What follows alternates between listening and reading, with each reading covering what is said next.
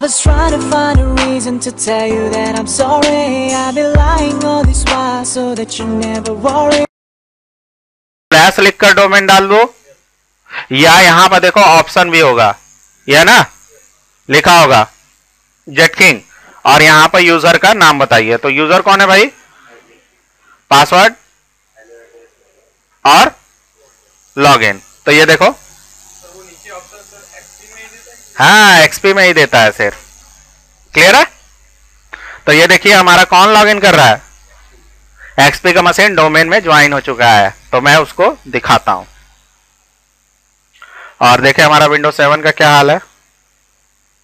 तो देखिए ये जरा चेक करता हूं मैं, पुराना ही वाला 123 पासवर्ड है, मैं इसको लॉगिन करके देखता हूं कि डोमेन में ज्वाइन हुआ या नहीं। तो इसकी इंफॉर्मेशन देखने के लिए हम लोग माई कंप्यूटर के प्रॉपर्टीज में जाकर देख सकते हैं। तो देखिए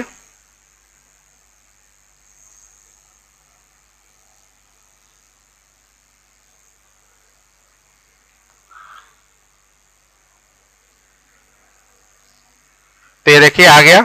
जरा देखिए हमारा डोमेन में इसका डेटाबेस गया कि नहीं। तो ये देखिए हमारा ये है, रिफ्रेश करूं जरा, तो अभी तक नहीं आया। तो मुझे क्या करना पड़ेगा?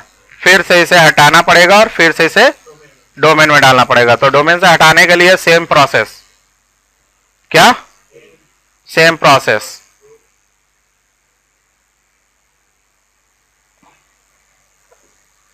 मोर में जाकर पहले इसे हटा दीजिएगा, नहीं तो आपका नाम यहां पर शो करता ही रहेगा फुल नेम में। अभी हटा रहा हूं, फिर मैं डालूंगा।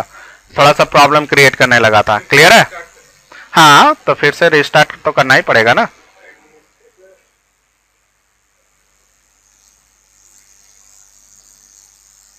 डोमेन में ज्वाइन कराना किसी पीसी को और हटाना बहुत ही इजी है। समझ में आ रहा है ना? कोई क्वेश्चन? तो चलिए, तो ये देखो हमारा मैसेज आएगा, रीस्टार्ट करना पड़ेगा इस पीसी को फिर से।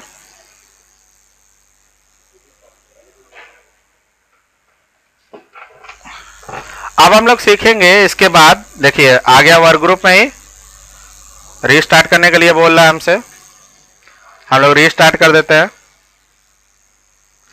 चलो अब हम लोग सीखते हैं कि कैसे हम लोग यहां पर हम लोग अपने यूजर क्रिएट कर रहे हैं, और ओई कैसे है, क्या होता है। तो चलो जानते हैं इसके बारे में। तो देखो यहां पर दिया है कि creating organisational unit user and computer accounts और ग्रुप। तो सबसे पहले ये देखते हैं कि ओयू, यहां पर देखो हम लोग रन कर रहे हैं, हम लोग डोमेन कंट्रोलर। तो हम लोग जानेंगे कि ओयू क्या होता है, कैसे हम लोग यूजर क्रिएट करते हैं, और उसके वजह से हम लोग कैसे अपने यूजर्स को हमारे मशीन पर लॉगिन कराते हैं। ठीक, और कंप्यूटर को कैसे देखते हैं कि कितने कंप्यूटर हमारे लॉगिन हुए हैं। और उसके बाद देखेंगे डिफरेंट, देखेंगे हम लोग ओयू और यूजर के बीच में क्या डिफरेंसेस होती हैं। तो देखो इधर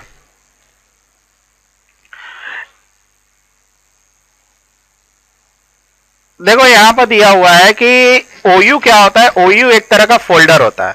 क्या होता है? एक तरह का फोल्डर होता है हमारे एक्टिव डायरेक्टरी डोमेन कंट्रोलर का, ऑर्गेनाइजेशनल यूनिट। ठीक, जैसे सपोज दैट आपका एक हार्ड डिस्क है, एक पार्टीशन क्रिएट किया है, और आपको क्या रखना है कि कुछ एंटरटेनमेंट की कुछ चीजें रखनी है। एंटरटेनमेंट की चीजों में आपके MP3 सॉन्ग, वीडियो सॉन्ग और मूवी है। तो आप क्या करोगे? एंटरटेनमेंट नाम के ड्राइव में पूरा डाल दोगे? नहीं ना। तो आप क्या करते हो? सेपरेट करके एक फोल्डर बनाते हो, लिख देते हो MP3 सॉन्ग्स। फिर उसके बाद क्या करते हो? एक वीडियो लिखकर सॉन्ग नाम का एक फोल्डर बना देते हो। फिर एक और मूवी लिखकर फोल्डर नाम बनाकर डाल देते हो। सारा का सारा डेटा सेपरेट हो गया। अगर आपको जरूरत पड़े मूवी देखने की तो आप कौन सा फोल्डर खोलेंगे? मूवी फोल्डर का। तो ठीक इसी तरह यहां पर हम लोग अलग अलग यूजर को अलग अलग मेंटेन करने के लिए, अलग अलग कंप्यूटर मेंटेन करने के लिए हम लोग क्या करते हैं? ओयू क्रिएट करते हैं। क्या क्रिएट करते हैं? ओयू। OU एक फोल्डर, एक कंटेनर की तरह होती है। क्या होती है? कंटेनर, जैसे एक फोल्डर होता है जिसमें हम लोग किसी भी चीज को रख सकते हैं, एज वेल एज फोल्डर को भी रख सकते हैं। तो इसी तरह यहां पर हमारा OU क्रिएट किया जाता है, और OU का जो कंटेनर होता है वो यूजर होता है, और एज वेल एज OU भी होता है।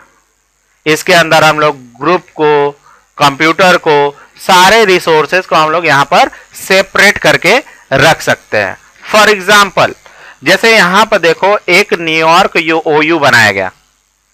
हाँ, न्यूयॉर्क OU में इसने 2 OU बनाए, एक NY मतलब न्यूयॉर्क यूजर, और एक न्यूयॉर्क कंप्यूटर के नाम से। इसमें यूजर को रख दिया और उससे रिलेटेड जितने भी कंप्यूटर है कंप्यूटर कर दिया। और इसे सेपरेट करने का एक फायदा और भी होता है, जब आप लोग ग्रुप पॉलिसी पढ़ेंगे। क्या पढ़ेंगे? Group policy. ग्रुप पॉलिसी से क्या होता है कि जैसे मान के चलो 25 यूजर के ऊपर पॉलिसी लगाना था कि वो लोग क्या ना कर पाए, राइट क्लिक अपने डेस्कटॉप पर ना कर पाए। इसमें जो 25 यूजर रहेंगे उस पर लगाना है कि वो लोग अपना डेस्कटॉप का वॉलपेपर ना चेंज कर पाए। तो क्या करना पड़ेगा? अलग अलग लोगों के लिए अलग अलग ग्रुप पॉलिसी सेट करनी पड़ेगी ना। तो ये OU ही करता है। अगर आप OU से अलग अलग यूजर को आप डिफरेंट में डाल दिया तो आप क्या कर सकते हो? पॉलिसी अलग अलग इंप्लीमेंट कर सकते हो। पॉलिसी इंप्लीमेंट करोगे OU पर, और लगेगा किसके ऊपर? यूजर के ऊपर। क्लियर है? और इससे बहुत ही सिंप्लिसिटी होती है कि कैसे हम लोग यूजर को मैनेज करें।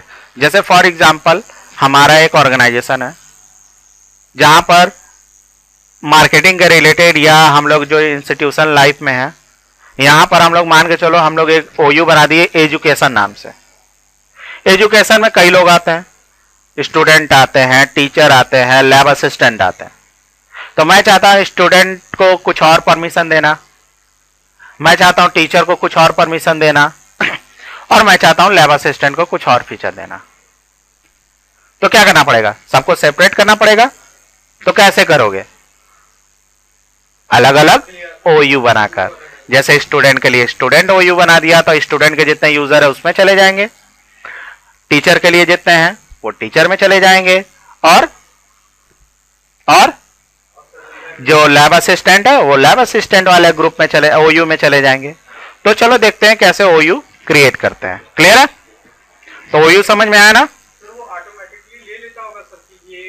नहीं, बनाना पड़ता है, उसके अंदर यूजर जाकर बनाना पड़ता है। तो देखो कैसे करते हैं। पहले हम लोग विंडोज 7 वाली मशीन को डाल दें डोमेन में, क्योंकि नेम कॉन्फ्लिक्शन का प्रॉब्लम आ गया था जिसके वजह से डोमेन में ज्वाइन नहीं हो पाया था। तो देखो फिर से चलते वही प्रोसेस।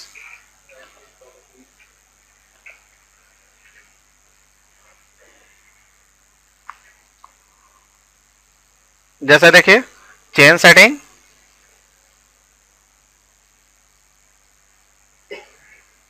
और डोमेन, क्या नाम है?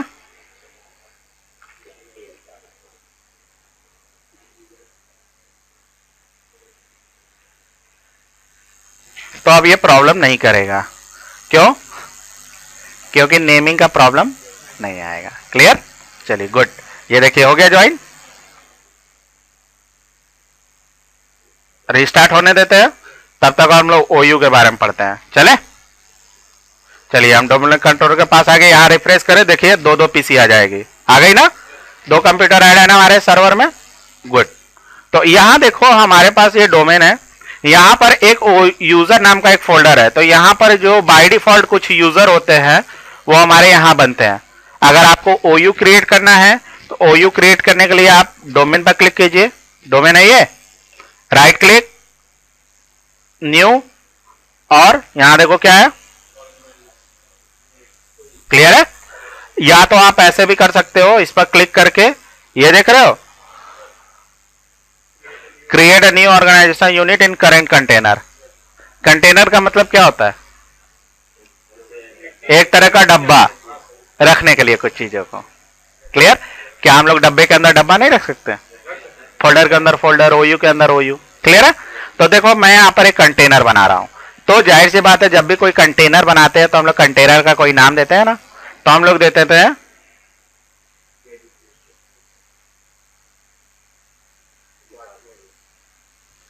क्लियर और ओके। तो ये देखिए OU बन के आ गया एक सेपरेट फोल्डर। अब इसके अंदर आपको और OU बनाना है, तो इसी के ऊपर राइट क्लिक कीजिए, न्यू OU। तो मैं यहां बनाता हूं, बन गया। ये है कहां, किसके अंदर है, हाँ। फिर उसके ऊपर आप किस नाम से बनाएंगे, फैकल्टीज बन गई। और फिर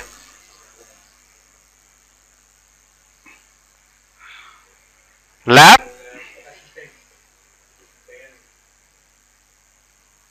असिस्टेंस, अरे सॉरी स्पेलिंग,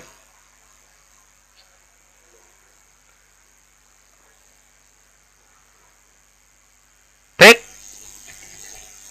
और ओके करते हैं।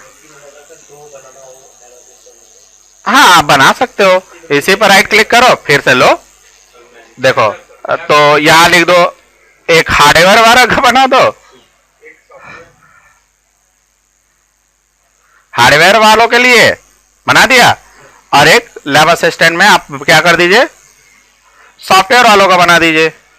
कोई प्रॉब्लम, तो देखो हो गया। ये लैब असिस्टेंट के अंदर है दोनों। तो देखा, इस तरह हम लोग OU के क्या करते हैं, क्रिएट करते हैं एक सेपरेट फोल्डर। अब देखते हैं कि कैसे हम लोग यूजर क्रिएट करते हैं। क्लियर है। तो यहां देखिए स्टूडेंट नाम के अंदर मैं स्टूडेंट का नाम का एक यूजर बनाने जा रहा हूं। क्लियर है। तो यूजर बनाने के लिए तो देखो यहां पर यूजर, या तो यहीं पर राइट क्लिक करो, मतलब स्टूडेंट फोल्डर को सेलेक्ट कर लेना, मतलब OU को सेलेक्ट कर लेना, तब उसके अंदर बनेगा। या तो आप इसी पर राइट क्लिक करके आ सकते हो, न्यू यूजर दिया हुआ है, या तो यहां पर आओ यूजर,